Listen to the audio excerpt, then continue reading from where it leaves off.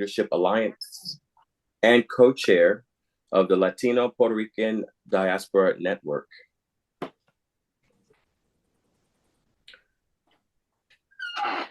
So first, we'd like Audrey to start off for her presentation. Okay. So I start. Yeah. Hey, everyone. I'm going to speak about what due process is and why it's become such a big issue now. Due process is basically the idea that people should have access to fair treatment before the law.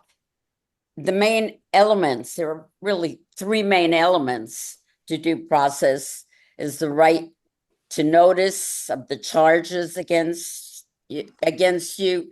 Second, there's the right to some kind of a hearing before a judge or a decision maker that has to be fundamentally fair. And three, the right to present a defense, which includes to present evidence and to challenge the government's case. So the right to due process is what's supposed to separate us from authoritarian regimes. A due process is a fundamental principle of the Constitution. It's found in the Fifth Amendment, which says that no person shall be deprived of life, liberty, or property without due process of law. And the 14th Amendment basically says the same thing, but it's applied to the states.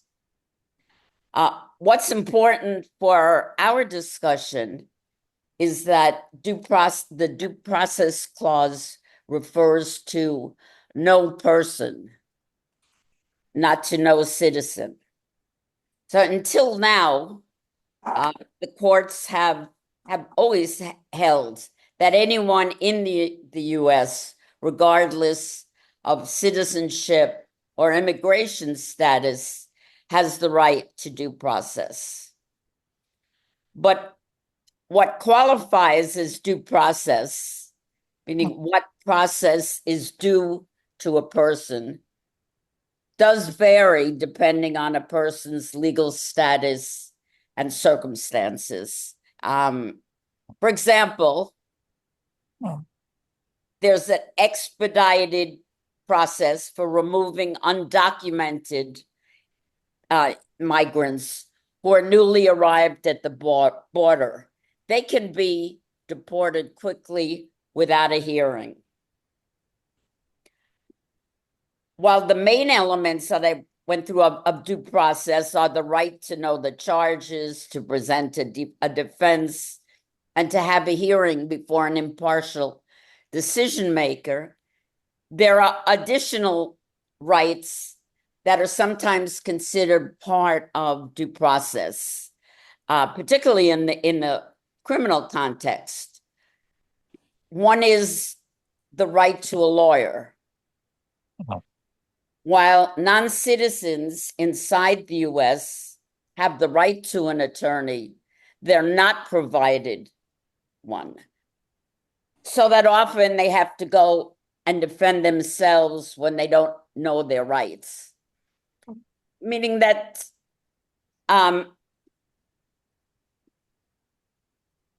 it's a class issue, who can afford an attorney.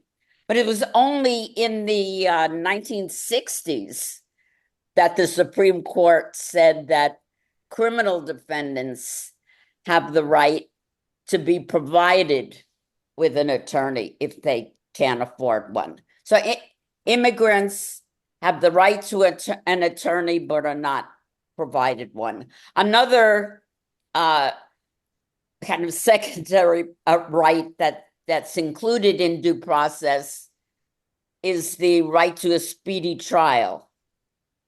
But that also can be a class issue. It can take years before a person goes to trial, and poor people often end up staying in detention for years, both in immigration detention and in pretrial criminal detention, because they just don't have the money to pay bail or bond.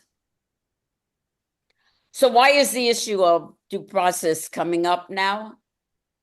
Mainly because, as we all know, the Trump administration has been trying out new and aggressive ways to expel people from the country in order to catch and deport as many immigrants as possible, as quickly as possible. Trump has argued that when it comes to people who entered the US illegally, no matter how long they've been here, the president has unchecked power to deport them without any recourse, meaning without due process. So the administration is trying to skirt the right to due process in various, often esoteric ways, like by invoking the rarely used Alien Enemies Act,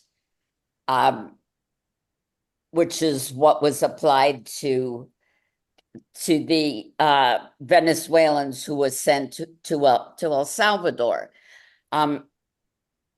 That's an act from the 1700s, and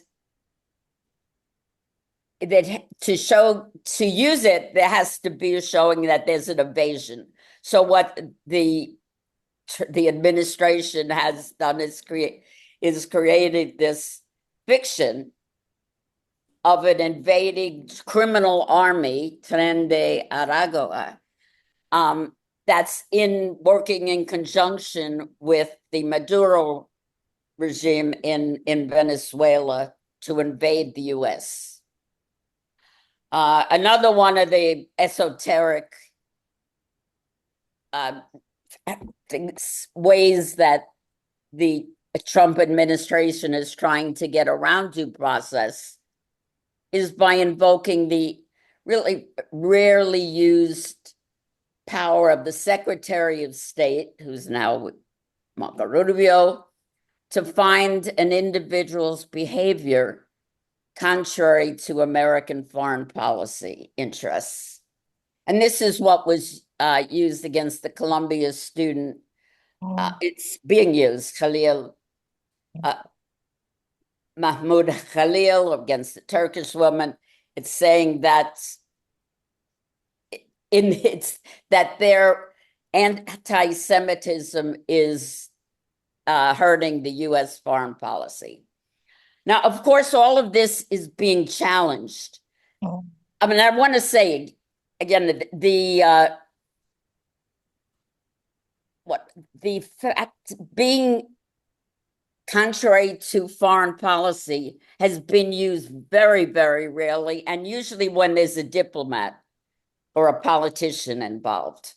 So all of this is being challenged. There are hundreds of lawsuits, 50 injunctions taking place that have stopped deportation. And I just want to spend a few minutes on a related concept of habeas corpus, because that's how due process is implemented. Habeas is an ancient common law concept from before the Constitution.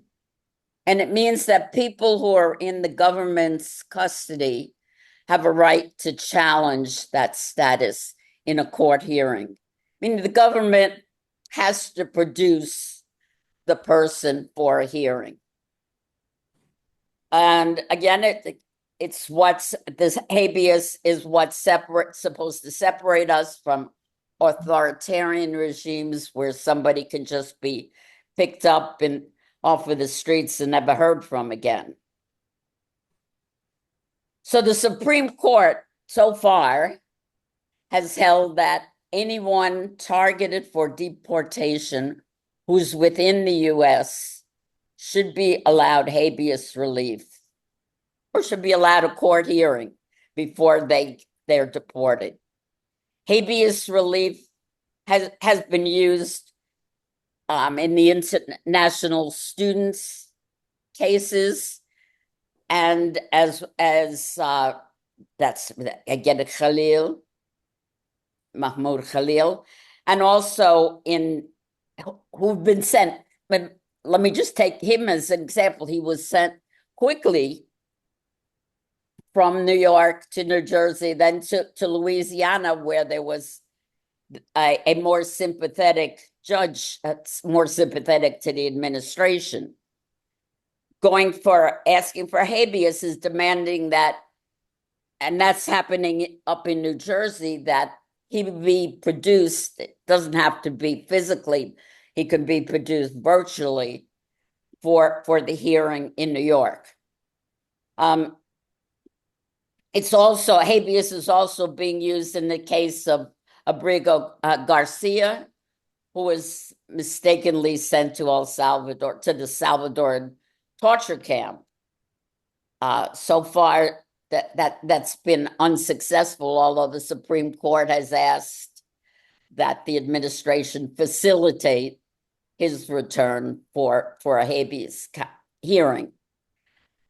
Stephen Miller, who's the White House Deputy Chief of Staff, has said that the administration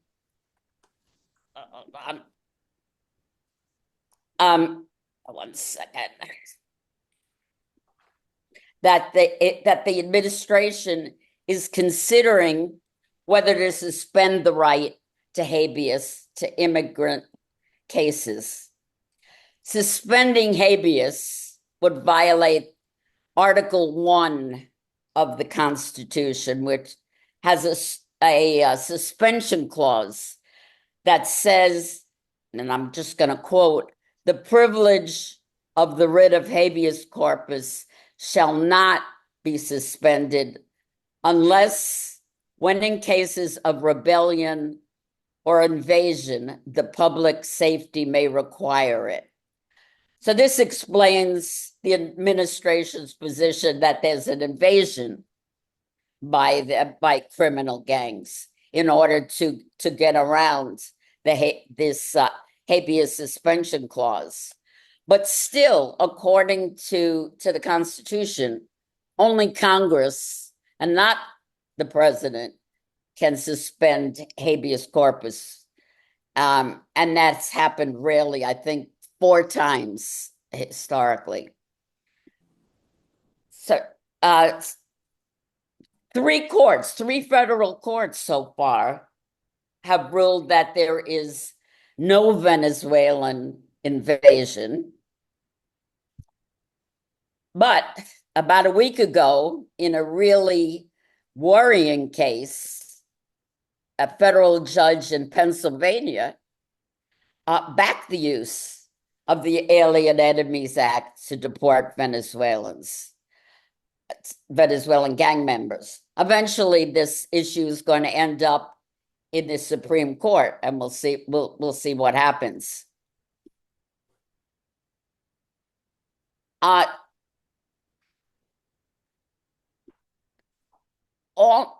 The position of the National Lawyers Guild, as well as the ACLU and Amnesty International, and a whole array of human rights and civil rights groups, is that any of us could become Abrego Garcia or Mahmoud Khalil.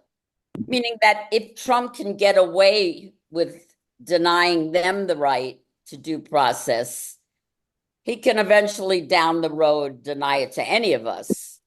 1 more minute, just Glenda. Which is why why it's so important for us to speak out, to demonstrate, to organize, to litigate now while we still have the chance to do so. And this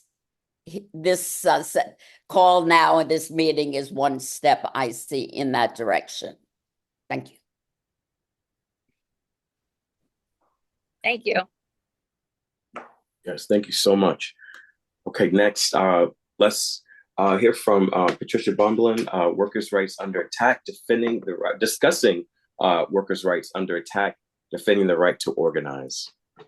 Oh, actually, I was not aware of that subject, but I did prepare a presentation, if you'll permit me to go on. Oh, absolutely, absolutely. All right, you guys will have to bear with me, but it's not precisely that topic. It is about the legal challenge, the societal challenge, really, that we face with the Trump administration. Good evening. My name is Patricia Bombelyn. I've been a practicing attorney in New Jersey since 1989. I come from a working class family where both my parents were union members. My mom, a telephone worker, my dad, both as a newspaper printer. They were called stereotypers, and a public worker with SEIU, where he was the local shop steward and very aggressive and involved. As a public defender in 1990, I was part of a group of 5 who over lunch decided we had had enough, and we organized the New Jersey Public Defender's Office statewide against the odds because it had been tried several times before and failed. We formed a union, and CWA was chosen as our representative. And that is when my husband and I met Lorenzo, and we have been fast friends ever since. I went into private practice with my partner husband a few years later. And over the more than 30 years since, I practiced in the arenas of criminal defense, family law, and civil rights. We have sought to be a community-oriented law firm. And with that perspective, we have been involved with community efforts in education and government and other issues. I was recruited to run for mayor in the Democratic primary in New Brunswick in 2010 by Rutgers students who had engaged in a many years long campaign to get a ward-based system of the city council, because in New Brunswick, students contribute quite a lot economically and socially, but historically they've been treated poorly. I ran and lost, but it ranks with the very best experiences of my career, along with organizing the public defenders to join CWA. In these times, we cannot talk about legal issues we are confronting with the Trump administration without starting with bipartisan U.S. support for an ongoing genocide against Palestinians in Gaza that has been live streamed to us for the last 18 months. As a very brave Logan Rozos, New York University commencement speaker said, the only thing that is appropriate to say in this time is a recognition of the atrocities currently happening in Palestine. The genocide currently occurring is supported politically and militarily by the United States and paid for by our tax dollars. I condemn this genocide and complicity. For this, NYU is withholding his diploma, saying he lied about the speech he was to deliver and didn't comply with their rules. They are pursuing disciplinary action and apologized profusely that the audience was subjected to his remarks, likening them to an abuse of privilege they bestowed upon him. Similar actions have been taken by George Washington University against their speaker, Cecilia Culver. The punishment by universities of student pure political speech and criticizing Israel was initiated by the Biden administration and is continuing under Trump. This amounts to both parties' willingness to compromise the First Amendment rights of Americans in support of a foreign government. What international law are we disregarding when it comes to Israel's occupation and conduct in Gaza? Generically, the entire structure that was created after World War II to prevent another atrocity like the Holocaust. This includes the 1949 Fourth Geneva Convention prohibiting collective punishment in Article 33. This covers Israel's blockade, mass displacement, large-scale destruction as collective punishment of civilians. It includes the unlawful targeting of civilians, contrary to Protocol 1, Article 51, by indiscriminate bombing of densely populated areas, attacks on hospitals, schools, universities, and violation of principles of distinction and violation of the principles of distinction and proportionality. It includes the forced displacement and transfer of 2 million people, which is a war crime. Settlements in occupied territory, contrary to Article 49.6. It includes violations of Articles 6, 7, and 8 of the 1998 Rome Statute for war crimes, of deliberate attacks on civilians, disproportionate force, starvation as a weapon of war, systematic oppression, apartheid policies, mass killings, and genocide. Notably, the United States joined China, Libya, Iraq, Israel, and Qatar, and Yemen in not ratifying or adopting the Rome Statute. It includes violations of the provisions of the Genocide Convention that prohibits mass killings and destruction of civilian infrastructure, blocking medical aid, targeting hospitals, and causing famine. It includes violations of the UN Charter, Article 2.4, prohibiting acquisition of territory by force, in the International Covenant on Civil and Political Rights, Article 1, that the US ratified in 1992, by denial of self-determination, by systematically denying Palestinians right to sovereignty. It includes violations of the International Convention on the Elimination of All Forms of Racial Discrimination for the apartheid legal structure as to Palestinians. It includes the International Bill of Human Rights, International Covenant on Civil and Political Rights, prohibiting extrajudicial killings, arbitrary detention, and torture. And it includes the Convention on the Rights of Children for the maiming of more than 100,000 children and the killing of more than 20,000. Contrast what we have witnessed in live feed of Gaza since October 7, 2023, for over 18 months, with the fact that since 1948, none of Israel's military campaigns lasted more than 7 weeks before they were told to stop. Reagan waited that long and threatened to end the relationship if they didn't end what Reagan described as a Holocaust in Beirut.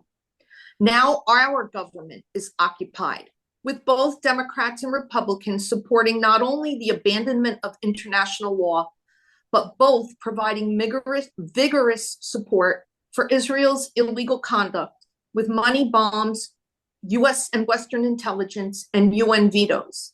Beyond that, they willingly seek to suppress the groundswell of domestic opposition that has manifested in protests at universities and in cities, and they have even sought to criminalize the BDS movement.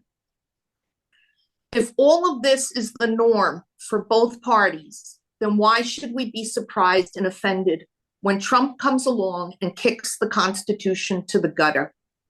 It really underscores that the struggle we confront to organize and to identify and support political leadership that will uphold our values, our families, our workers, our communities, is not only against Trump or Republicans, but it is against both parties and the political leadership in each.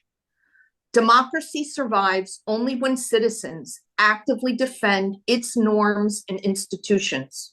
If we're going to defeat the movement that is embracing or going in the direction of fascism at home, we will need to organize. We need to identify leaders and not be force-fed leaders chosen by parties. The leaders cannot be allowed to be hypocritical about our principles and values. Chris Hedges, who is something of a conscience of humanity, insists as to organizing that we will only win through labor organizing. And of course, an unprecedented army of lawyers will be needed to fight in the courts. There have been at least 224 lawsuits filed against Trump since his inauguration. There are many trackers of the litigation online. As to the executive orders, it's very interesting. Clinton issued 12 in his first 100 days, Bush 12, Obama 19, Trump 33, Biden issued 42, and now Trump has issued 151 to date. In this category where the executive action has been challenged by a lawsuit, 82 have been partially or fully blocked, with 49 left in effect and 76 pending. The challenges are so varied, but include the following categories. There's one on agency closure. There's almost 20 for agency cuts. There's 9 on birthright citizenship. There's 7 on DEI. There's 25 against Doge action. There's 5 on education, 5 as to elections, 1 is to the environment, 37 on federal funding, 27 on federal workers, 44 on immigration, 2 on public data, 7 on tariffs, 13 on transgender rights, and 12 categorized as other. I'm going to talk a little bit about a decision issued just yesterday by DC District Court Judge Beryl Howell, because it's impossible to cover all the territory. And her opinion illustrates, just in the facts, a militarized approach that the Trump administration took to achieve its end. And I think that is really the umbrella that's going to overshadow everything we're looking at. And this case is regarding a somewhat inconsequential nonprofit created by Congress 40 years ago. Judge Howell ruled that the Trump administration's takeover of the U.S. Institute for Peace was unlawful. It was really done by Doge. She ordered the reinstatement of USIP, as its acronym, of the officials, and she declared the Trump administration's actions, including the transfer of the Institute's assets, null and void. The United States Institute of Peace was created by an act of Congress signed by Ronald Reagan, as Judge Howell noted, created by the 2 political branches of government. Its mission to advance a safer, more peaceful world with specific tasks of conducting research, providing training on peacemaking techniques, and promoting peaceful conflict resolution abroad without formally involving the U.S. government in foreign disputes. It was statutorily designed as an independent nonprofit corporation to ensure its independence, with statutory prerequisites for the exercise of the presidential power to remove board members. Congress has funded USIP through 7 presidents, including Trump in his first term. The Institute has a board of 15 members. No more than 8 may be of one party, 12 appointed, the remaining 3 ex officio being the Secretary of State, the Secretary of Defense, and the National Defense University president. The Institute employed over 400 employees and owned its own headquarters in Washington, D.C. In January, Trump issued Executive Order 14217 declaring USIP unnecessary, rushed to remove board members to reach the goal of reducing operations and personnel to the bare minimum to only perform mandated statutory tasks while ignoring the broader statutory goals. The actions were all unilateral, without asking Congress to cease or reprogram appropriations or recommend Congress enact a new law or ask Congress to dissolve or reduce the Institute. Judge Howell noted that this action was despite the president's constitutional duties to take care of faithfully executing the laws or to recommend to Congress consideration of such measures as he judges necessary and expedient. Judge Howell described the actions of the administration as blunt force backed up by law enforcement officers from 3 separate local and federal agencies. The administration removed the Institute's leadership, including the plaintiff board members and its president, in contravention of statutory limitations, and had personnel from the newly created federal office, DOGE, forcibly take over the Institute's headquarters on March 17th of 2025. With the newly installed president, the administration handed off the property of the organization for no consideration and abruptly terminated nearly all of its staff and activities around the world. The question presented by the lawsuit was whether the unilateral actions of the president were legal under the statutes and the U.S. Constitution. The Trump administration maintained his actions were legal because the Institute was a part of the executive branch. There was no legal authority establishing where the Institute fell in the constitutional structure. Judge Howell reasoned that the Institute, as an independent entity exercising inconsequential government power with de minimis, if any, executive power, and found that Congress's restrictions on the president's power to remove Institute board members were squarely unconstitutional, and the actions of the president and the administration were unconstitutional, unlawful, and ultra vires. She further found the actions taken were effectuated by an illegitimately installed leader who lacked legal authority for their actions, which she declared null and void. The opinion takes care to set forth in detail the facts of how Doge used blunt force to dismantle the Institute and seize the property, which outside counsel to the Institute had communicated to the Trump administration was viewed as an independent nonprofit organization outside the control of the executive branch. After a blow-by-blow account, Judge Howell described the coercion used by Doge with the FBI and the DOJ and the DC police. Quote, in short, over that weekend and Monday, which was right before, essentially, right around St. Patrick's Day, FBI officials visited the USIP employee on medical leave in his home. An FBI agent called and threatened investigation of another USIP employee.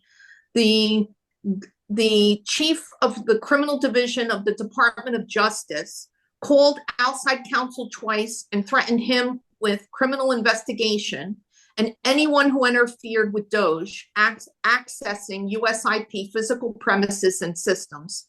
And law enforcement officers from 3 separate agencies converged on the headquarters, where they escorted the USIP president and other USIP officers off the premises. In her conclusion, Judge Howell wrote the following. The president second-guessed the judgment of Congress and President Reagan in creating USIP 40 years ago, and the judgment of every Congress since then, including in 2024 in appropriating funds to USIP, when he deemed this organization to be unnecessary 3 months ago in Executive Order 14217. The president and his subordinates then used brute force and threats of criminal process to take over USIP's headquarters, despite being cautioned that this organization did not fall within the executive branch and its leadership was not to the president's unilateral executive branch removal power. This administration then went even further, taking severe actions to dissemble USIP, including terminating its appointed board members, its expert management, its dedicated staff, and contractors located in both Washington, D.C. and around the world, and dispersing its assets and headquarters building. These actions against USIP were unlawful. The Constitution makes clear that the president's constitutional authority only extends as far as Article 2, but even Article 2 does not grant him absolute removal authority over his subordinates under current binding case law precedent. Outside of Article 2, he has little constitutional authority to act at all. The president's efforts here to take over an organization outside of these bounds, contrary to statute established by Congress, and by acts of force and threat using local and federal law enforcement officers, represents a gross usurpation of power and a way of conducting government affairs that has unnecessarily traumatized the committed leadership and employees of USIP who deserve better. I want to conclude sharing that I believe we are being taught to tolerate lawlessness and militarization of our society. We have watched our country support the most lawless of all acts, a genocide, for over 18 months. We may believe that the Constitution, which is clearly under threat, will protect us at home, but the Constitution is not enough by itself. Democracy survives only when citizens actively defend its norms and institutions. Thank you. All right. Thank you so much. Thank you. All right, everybody. All right, let's keep this going. Martin Perez, I don't want to comment on what you're just going to discuss because I might have the wrong notes here, but I'm sure you'll go ahead and give us a nice intro.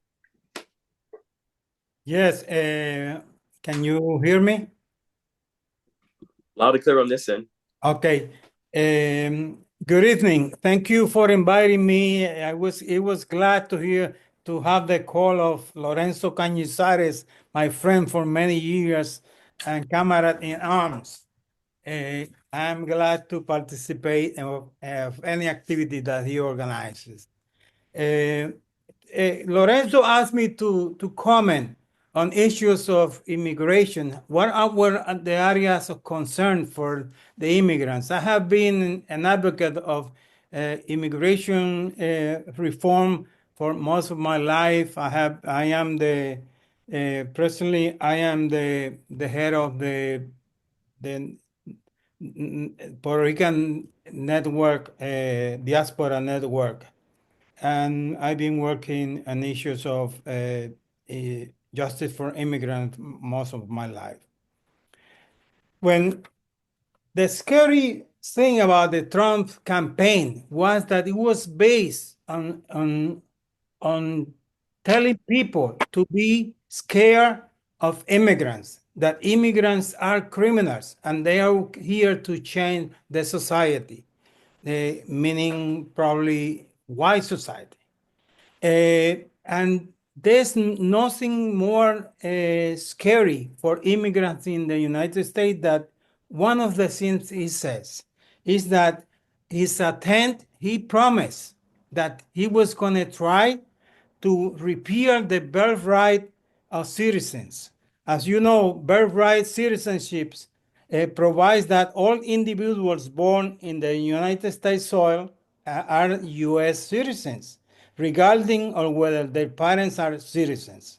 This principle dates back through centuries of common law, and in the United States, thank God for the 14th Amendment to the Constitution that guarantees the birthright citizenship. And 120 years of Supreme Court precedent upholds its application to the U.S.-born children of immigrants. The ratifiers of the 14th Amendment also agree that it will apply to children of the non-citizens. So we have to defend that. I think that, but using that he's trying to scare people and to create a lot of agony for those immigrants who are in the United States that think that they're going to take away the citizenship rights of their children who are born here. That's very difficult to understand for many migrants. The other programs that are important for the immigrant communities, and they are Donald Trump is threatening, is the program called DACA, which is what they call the Deferred Action for Childhood Arrivals, also known by Latinos as DACA. DACA was created by the administration of Barack Obama, and it was created not by executive order, but by the executive action. It was created in 2012, and by that time, the secretary of DHS was a woman by the name of Janet Napolitano. You might remember her under President Obama, and it was an exercise of prosecutorial discretion. That means that it wasn't amnesty. What that DACA program does is that allow people, children that came to the United States before the 16th birthday, and they were allowed to apply for that program. They needed to be under 16, have continuous residing in the United States since the June 15, 2007. They were physically present in the United States, and they also have no lawful immigration status, and they have not been convicted of felony or significant misdemeanors. Additionally, they had to be currently enroll in school or being graduated from high school or its equivalent, or B, have an honorable discharge of the U.S. Army. If you have that, you qualify for DACA. Donald Trump has tried to eliminate the DACA program many times, and he continues to do it. But the courts have rejected. The program was transformed by a little bit by Joe Biden, because he later on create Biden administration formalized the DACA program as a federal regulation. That thing was challenged to the court, and the court decided that the DACA program was illegal because it didn't follow the proper procedures to become for regulation, for rulemakings in the United States. But the DACA program is still active. What they did is they just don't allow for new applicants, but if you were apply and were accepted, you can renew your application, but you have to have DACA, being an applicant a long time ago of DACA. That program is a target of the Donald Trump's administration. He would like to eliminate it, but it's a lot of fight is being taking place in court to protect that program. The other program that is you heard in the news a lot these days is the what they call the TPS. TPS is what they call the temporary protected status. In 1990, Congress, through what they call the Immigration Act of 1990, granted the Secretary of Homeland Security the authority to designate countries for the TPS based on armed conflict or natural disasters of the extraordinary conditions. So they choose a group of countries that have certain situations, and they granted those, put them on the list. Right now, the countries that qualify for DACA are Afghanistan, Cameroon, El Salvador, Ethiopia, Haiti, Honduras, Burma, Nepal, Nicaragua, Somalia, South Sudan, Syria, Ukraine, Venezuela, and Yemen. And if you are in that list, and you are you come to the United States, you can apply, and you are here undocumented, you can apply for this temporary designation. That will allow you to ask for a work permit, and it will sort of legalize you for a time. What Donald Trump have done, that is attacking that program and try to eliminate it, especially in the last few years with the issue of Venezuela. And that's what the prior commentator was talking about, that case in Texas, where they try to send some people to eliminate the TPS to some people that were accused of being members of the Tren de Aragua. The challenge yesterday, the Supreme Court came with a decision that allowed the administration of Donald Trump to terminate the DACA, the TPS program for Venezuela. But if you if you already have a TPS, you will have the courts will have to respect your right to due process, and they cannot just terminate you. But the court decided yesterday is that the administration have the right to take Venezuela out of the list of countries that benefit from the TPS program. That's a situation that is a lot of concern because the issue of Venezuela has created a big problem in the United States for various reasons. Is demonstrative of how the American policies, foreign policies, boomerang. And although they think that they are trying to do something good to protect the interests of the United States, at the end they come back to harm us and to make us suffer. For example, the Venezuelan people are here not because they wanted to be, but because we created a foreign policy that creates sanctions to Venezuela, try to disturb the economy of this country, and try to create havoc in their economy. And as a product, the people come to the United States who are saying that I'm going to topple the Maduro's regime.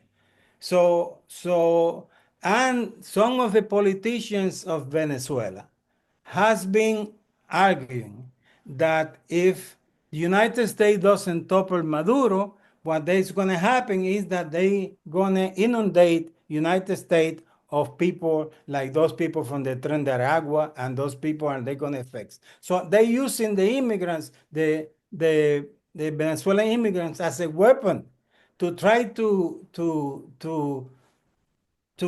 get the United States to put those people that are in Florida and Spain that are part of the upper class and the ex-ruling class of Venezuela, they want to be put back into power, similar to what happened to a lot of years back with the Cuban immigration. So those are the things that are mainly of the concerns. The other program that is the other issue that is a recent program that weapon that Donald Trump is using is that he promised that if you turn yourself voluntary departure, that they're going to give you $1,000. If you go and apply for voluntary departure, they send you to your country $1,000 as soon as you get there. So that's something that is not going to work because people are so scared, and hopefully nobody's applying for it. I just want to explain two concepts. The concept of asylum seekers and refugees. Refugees are people that are in a situation like those of the TPS. They are widespread problems in a country, or war and this type of situations, and you can apply to refugee status if you are outside of the United States. If you are, in order to qualify for as a refugee, you have to be outside of the United States. For asylum, you have to be in the United States and apply for asylum, but you have the same characteristics as the refugee status. You have to come from a country with a lot of problems.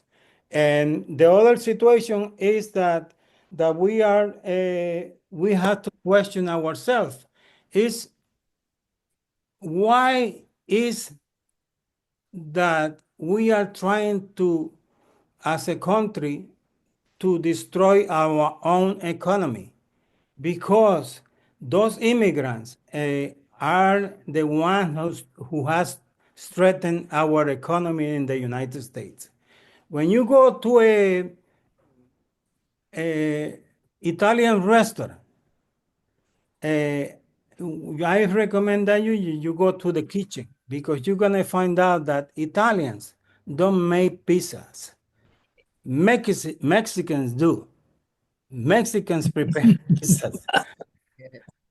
Go to a restaurant. Go to who is the one who producing our food. So I was watching Dave Chappelle the other day, and he was saying, "Are you crazy to Ronald Reagan to Donald Trump? Are you crazy? I don't want to build iPhones. I want to buy them, and I don't want to pay $800 for them or $5,000. I want you to bring me back. Don't bring me back. I don't want to do the work that the Chinese are doing. I want to buy the products." And he doesn't understand in the society that we live now.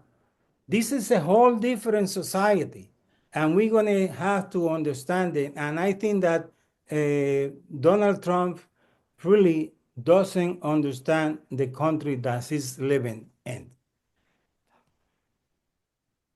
Thank you.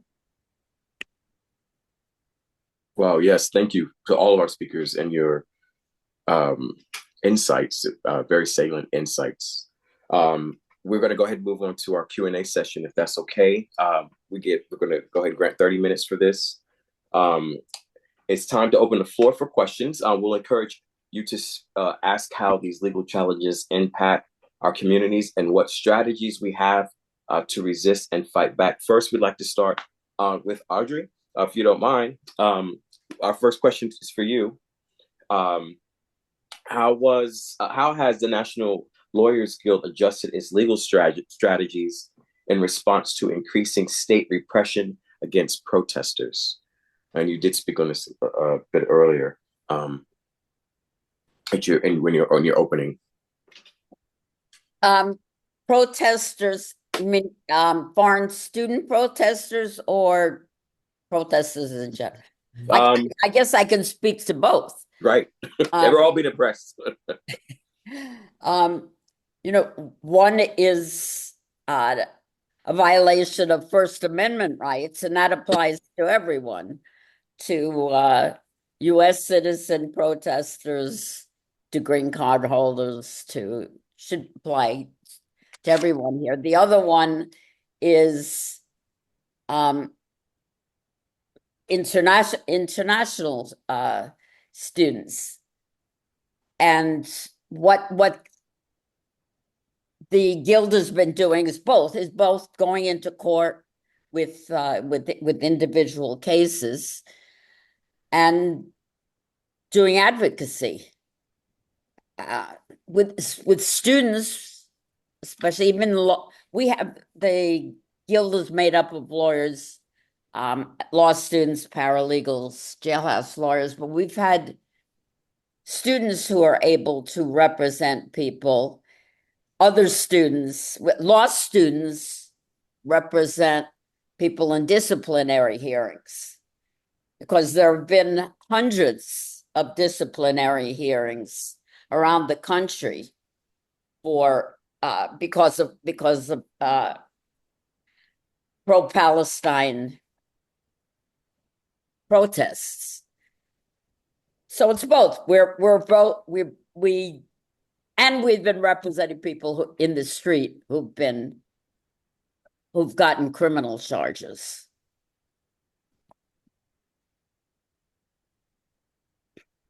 Yes, I think we've all taken note and seen this. Okay, thank you so much. Next, Patricia, next question's for you.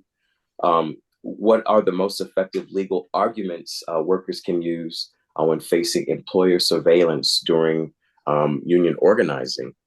Oh, that's a great question.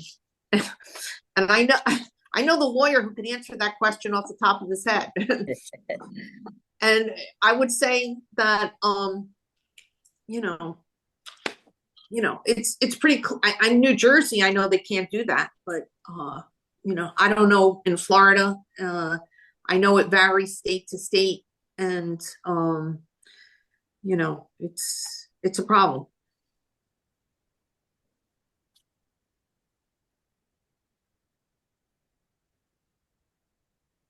Right. Yeah, it is. We're in a very critical moment right now. Let's move to our next question. Let's see. Mark, we'll give you this question. How can community organizations effectively document incidents of discrimination to strengthen the legal challenges?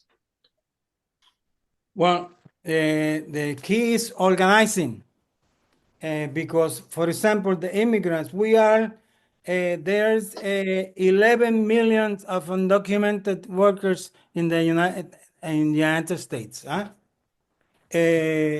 And how many? And we are about 60 millions of Latinos. 60. So, but like Duke Ellington said, it doesn't mean a thing unless you got the swing. You will have to organize to create power and create effective advocacy. You will have to define what our interests are and protect those interests. And we have to don't allow the political parties to divide us, to try to put us in the Democratic or the Republican and all that. Our interest is beyond that. And we have to find out what is the interest of our families, of our youth, of our elderly people, and how we're going to protect those interests, no matter who is in power. And that vision is very important, because what we have done in the past, that we are allowed one of the two parties to put us in their back pocket. And once we get them the vote, they forget about us. And this is like it's better to always be the girlfriend and not be the wife, because once you marry those people, they don't take you anymore to dances and to restaurants, to nobody. They always we have to keep those parties always coming after you, requesting support. And you have to demand conditions to both parties, because we have failed. What happened in the past in the past election is that we didn't have any options. The working class have no options. Biden or Kamala were not representing the working class or the migrants, and we allow that to happen. And then we only can change that through strong organization and advocacy. Absolutely. Absolutely. I see we have a hand up. Is this a question for one of the panelists? Or is it something responding to something? Yeah, actually, thank you, Jamal, for having this wonderful meeting, right? I applaud what Martin is expressing. Our systems have been created to create infighting, right? To distract us. But at this point, we are at a critical moment in time where we are actually seeing the inequity that has always existed for marginalized people. But now it's at the grand scale where truth is being inverted into lies and lies into truth. And each human being here suffers, right? And we all have suffering, personal suffering, all these different things. And we're so tired. But, connection and organizing is how we're going to change what's happening. There's so many of us that if we all literally work at what we need to, this can stop, right?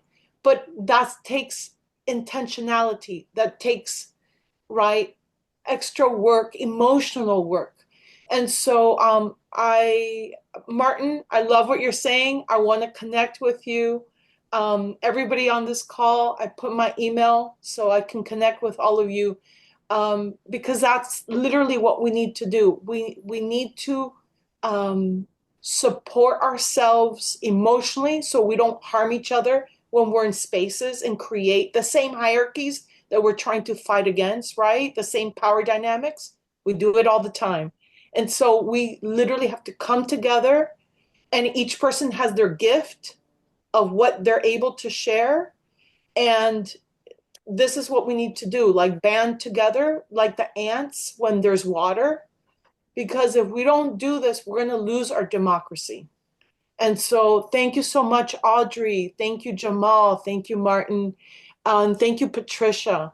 Each one of your shares is awakening us to information. And that's why these people are doing this, because there's greed, hate, ignorance, and they're creating harm to so many. Thank you. That's good. Wonderful insight. Wonderful insight. Thank you. Thank you so much. Let's keep this energy going. We have a speaker to a question for all speakers, all panelists.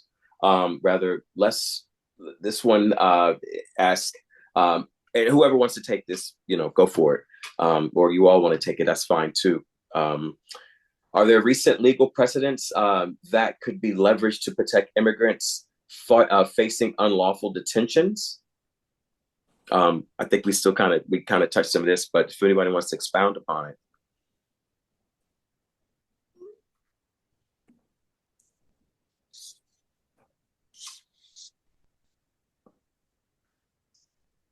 I'm not sure what's by the recent detentions. I can go through the international students. Yes, there's precedent. The precedent is that they're entitled to habeas corpus, meaning they have to be produced, and they're entitled to due process rights once they are produced.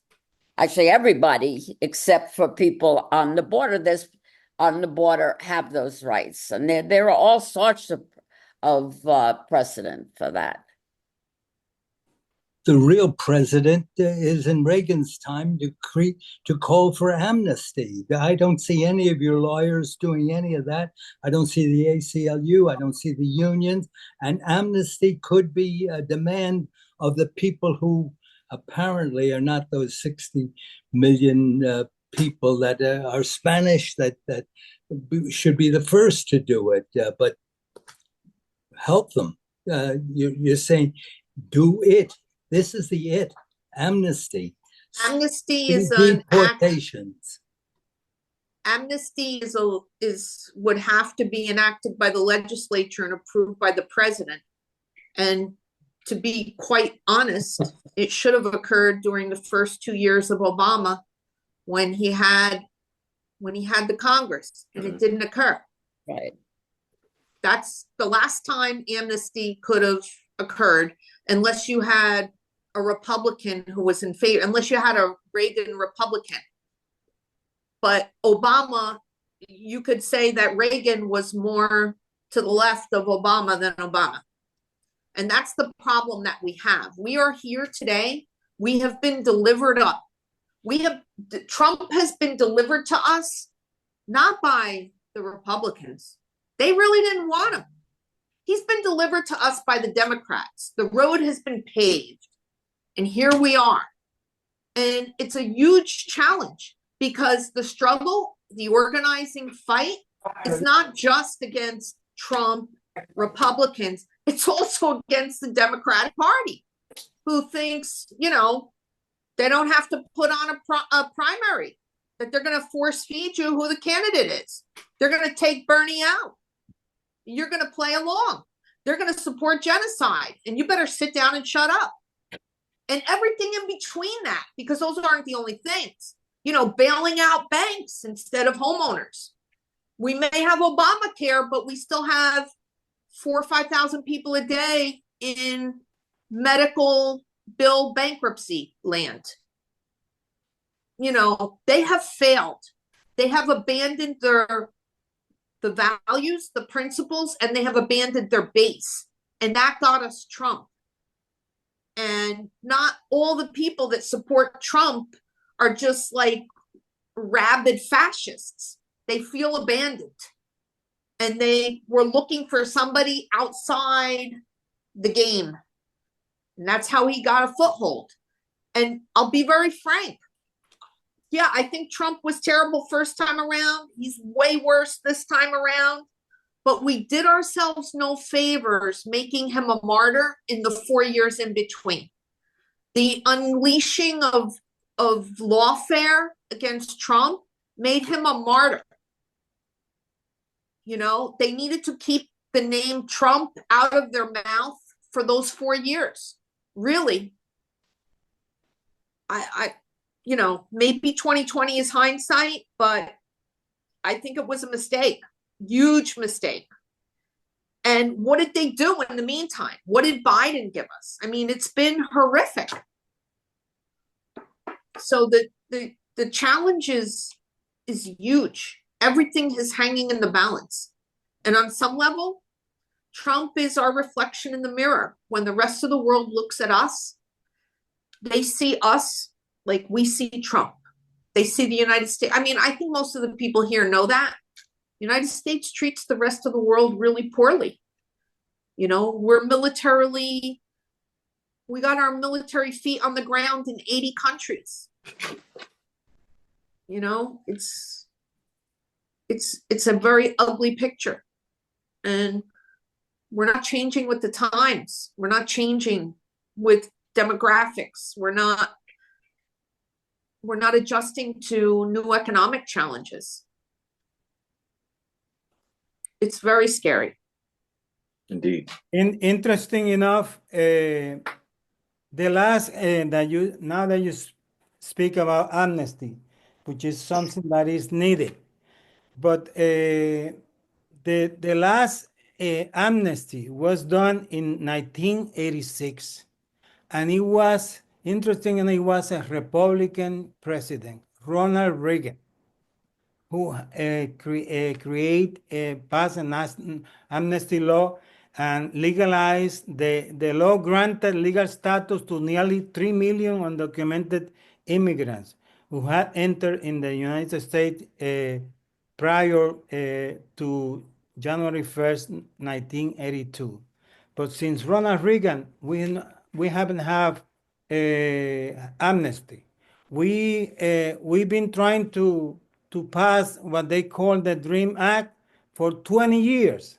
There are about 20 different versions of that proposed law, and we haven't had the majority to pass it into the legislature, to Congress. We had to put pressure on both parties. We had to create and such a strong advocacy that both parties feel the obligation to come through for the immigrants community, because we are part of the backbone of this economy. Just for that, they should be protected.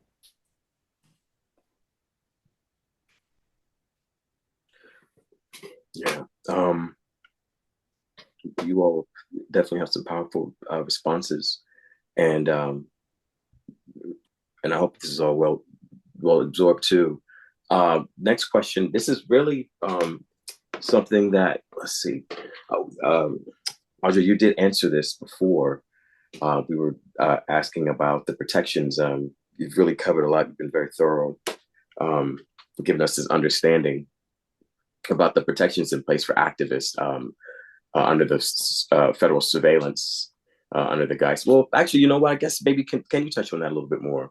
The protections that are in place for activists targeted by the federal surveillance under the guise of national security.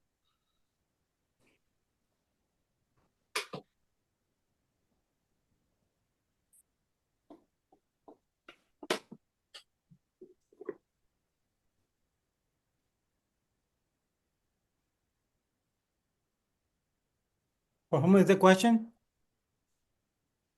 This is for Audrey. Audrey, okay. Yes.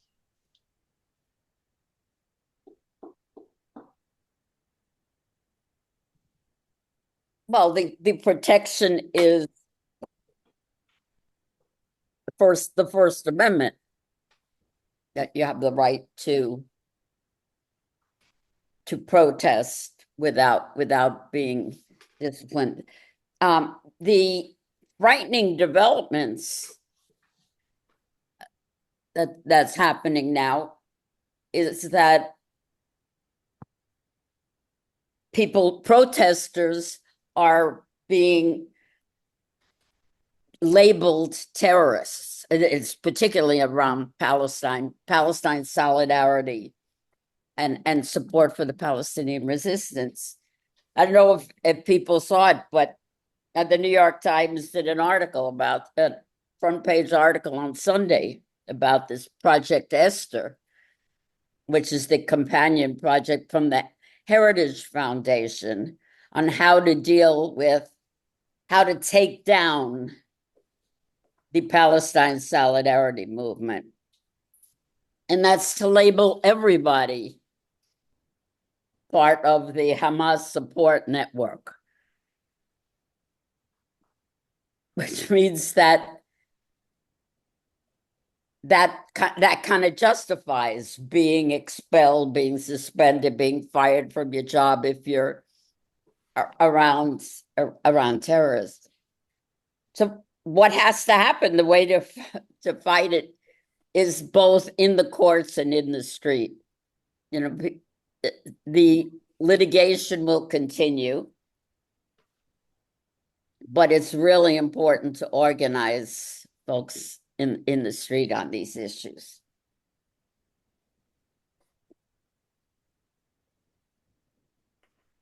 Absolutely. So something that I miss these days Go ahead. is a strong labor movement, a strong labor movement. And another thing that I miss in this country is a student organization that are in the vanguard of this and the colleges. I think that we have come a long way. I don't see the organization that we need to accomplish these goals. We need to start working in these the universities and the labor movement to try to organize and to try to organize in colleges and schools and in the labor movement, because that has to be at the center of the effort. Aside from the community organization and community advocacies, we need that, and we have suffered a lot in the past. We have in the campuses, we have strong movement. I've seen some around the issue of Palestine, but around the issue of immigrants, lately I haven't seen much movement on that. Martine, I think one of the things that has happened is that the administrations of our universities, the old-fashioned academy, the academies that were historically run by professors, deep thinkers, they no longer are. They're run by management, people who are trained in management. It's all about managing. And so these values of searching for truth and speech and debate and the old-fashioned academy that existed, and I would, even though I was a little kid in the 60s at the time of the Vietnam War, the people that ran universities at that time, I think, had a different perspective on student organizing and student protesting and students speaking out and things of that nature. I know there's stories at Rutgers about the guy who was president in those years. The students took over. He sent them food. They took over the building. They kicked everybody out, but they got food, from the president of the university. They didn't get an FBI police raid, who are in military gear. And it's just, we have been militarized from the war on drugs, the transfer of military equipment to our local police, the militarization of our local police. That was the thing about that case. It's really compelling. The facts, that case is the case I spoke about is 106-page opinion. In the area of page 19, 20, in that range is where she goes through these facts. And it reads like you're watching like a TV police show. You know, you think somebody might get shot the way that thing is going down. With the police and the new chief of the Department of Justice Police and the FBI and the threats. We didn't used to live like that in this country, but we have become militarized. And to resist that is an act of heroism today, in today's world. But it needs to be resisted and pushed back. It's awful. It doesn't belong in civil society. Can I just comment on the issue of immigration on campus? Because there has been a whole movement. It started with the international students who were disciplined for pro-Palestine activity, but it spread beyond it. There's a movement I know in New York around sanctuary university, meaning that the university will not cooperate with ICE without a warrant. If they have a judicial warrant, they would be allowed on, but otherwise ICE would not be allowed to go after students or faculty or workers. And I think this movement is growing, and we need to have it all over. That's a good. Oh, go ahead, Martin. No, that's what Audrey is speaking about. It's a good sign. That's what we need more of that. This is good because it's a bit of a segue into what our next question was. Actually, you know what? Let me go to this one very specific question because let's see. We talked about the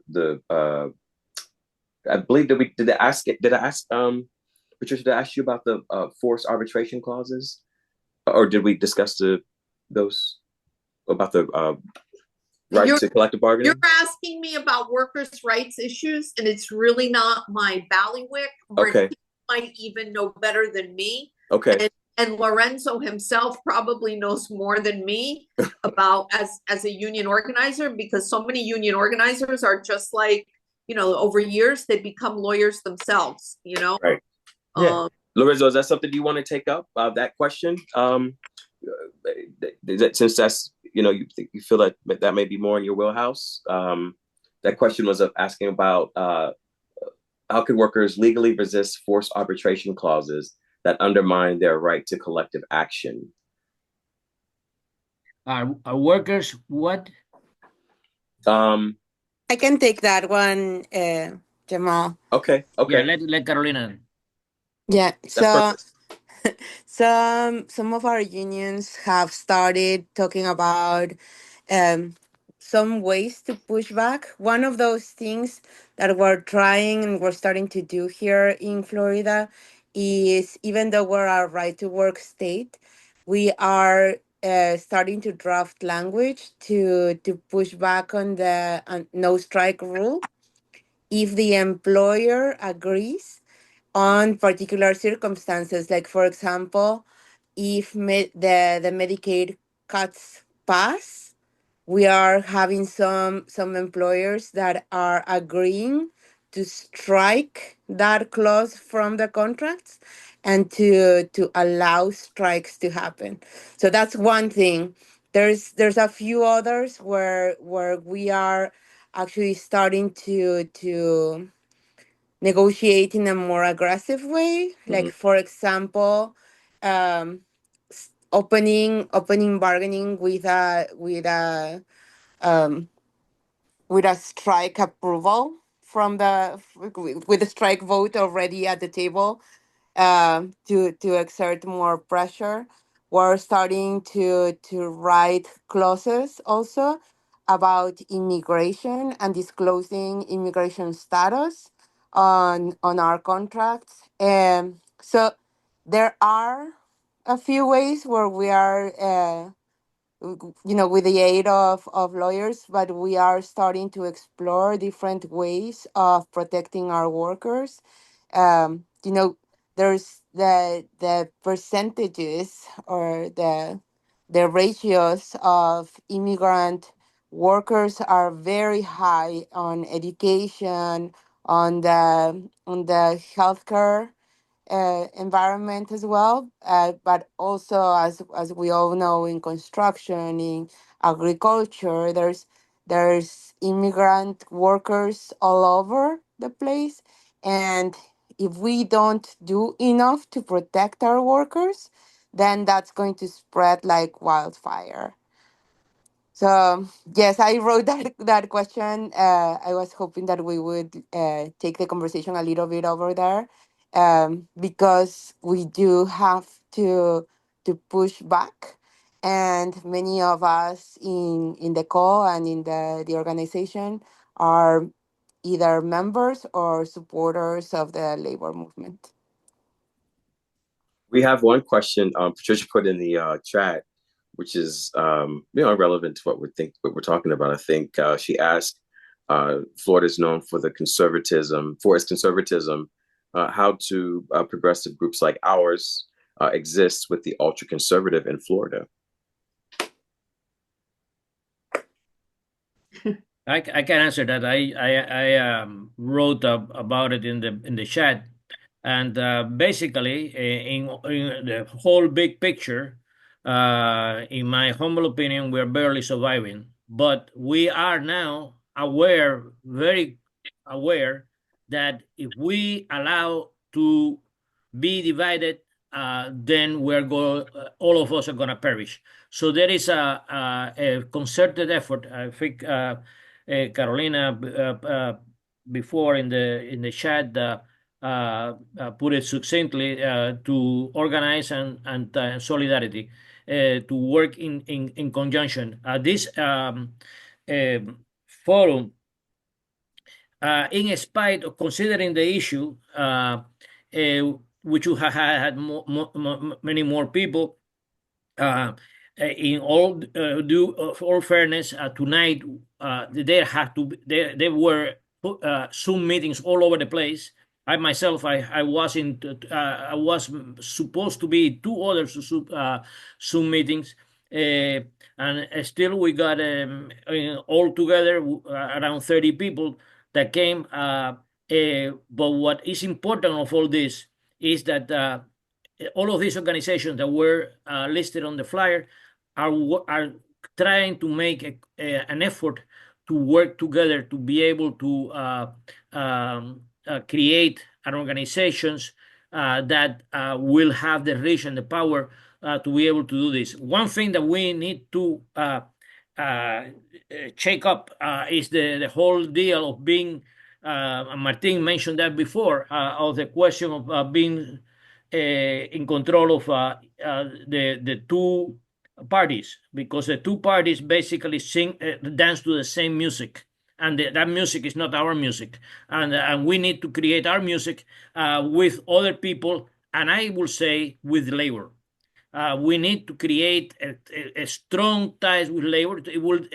It will take time, but basically it's gonna be hurried, because everybody that is awake realizes that we have to work fast, or we are going to be facing serious problem that to overcome. Yes, I would like to say something about some of the things you have mentioned. I'm going to put an example that we have to think out of the box. First of all, we have in this organizing process, we have to use the internet and this marvelous thing that is the internet. There's so much opportunity to create great meetings like this one without having to be in the same room. That facilitates the whole process of organization. We have that experience in Puerto Rico.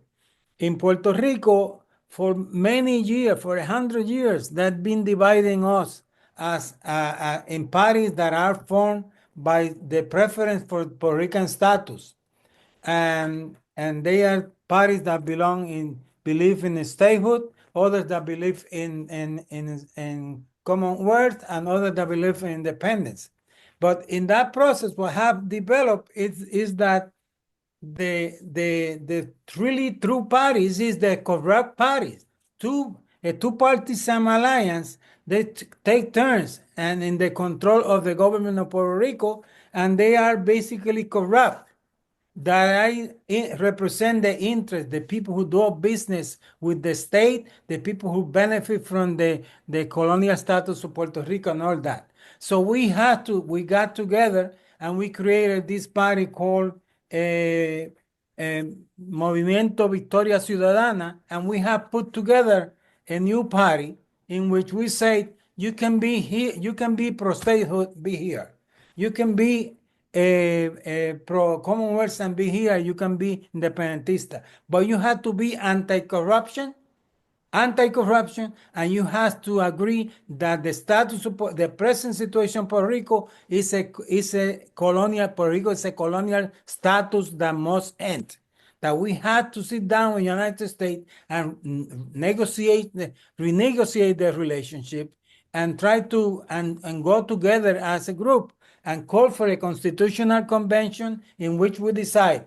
And whoever have the majority in that convention, if the pro-statehood won, we give you a chance to try to get the state 5 years, 3 years. But at the end, if that doesn't work, because that's a marriage, in order to get married, the other party had to agree.